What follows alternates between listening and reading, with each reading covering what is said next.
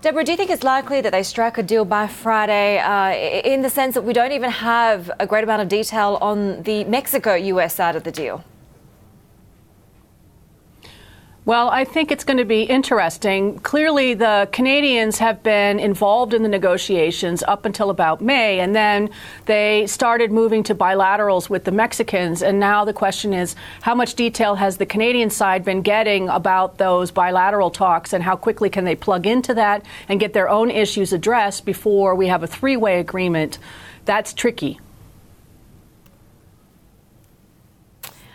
Right. Are you sort of assigning much optimism as to whether this is, I suppose the question is whether this is a signal that the Trump administration is becoming more conciliatory on these trade negotiations? Does it kind of extend to dealings with Beijing at all?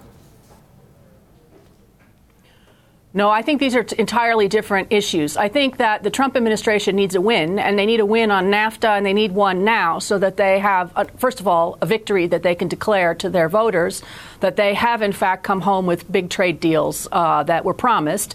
And second, they need to pave the way for more time to be spent on China. And this Nafta negotiation is sort of a thing that's been hanging around now for the 2 years.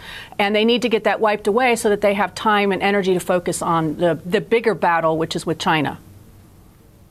Deborah, David here in Hong Kong. Is that why there's so much in a rush to get this done by the weekend? I'm just wondering whether or not, you have concerns right now over the quality of what might come out of any sort of agreement that they hammer out within these next few hours or so. Do we need to revisit that, in other words, at some point? Well, I think there's a couple of reasons for the rush. So one is that the Trump administration would like to have a victory, and they'd like something that they can promote prior to midterm elections in November in the U.S. But the second, more urgent deadline is on the Mexican side. So the Mexican administration switches at the end of this year. And because of internal deadlines in the United States, the U.S. needs 90 days before they can put something before Congress to vote on. And that means if you want to meet that 90-day deadline, you need to get it into Congress this week or by Monday in order to meet the clock that you have in the U.S. to get it before the Mexicans, before the Mexican administration turns over. So that's why we have this sort of unseemly looking rush at the last minute.